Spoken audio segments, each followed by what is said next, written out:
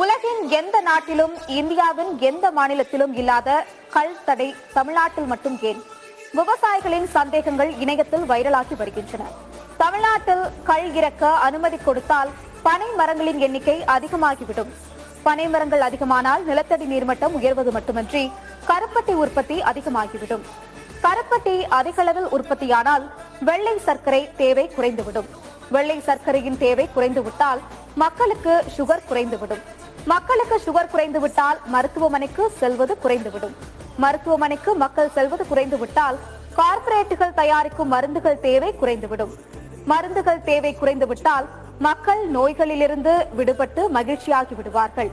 மக்கள் மகிழ்ச்சியானால் மருத்துவமனை தேவைகள் குறைந்துவிடும். மதுவை மறந்து விடுவார்கள். மதுவை மறந்து உடல் உறுப்புகள் சீராக இயங்கினால் மக்கள் சிந்திக்க தொடங்குவார்கள். மக்கள் சிந்திக்க தொடங்கினால் அவர்களிடம்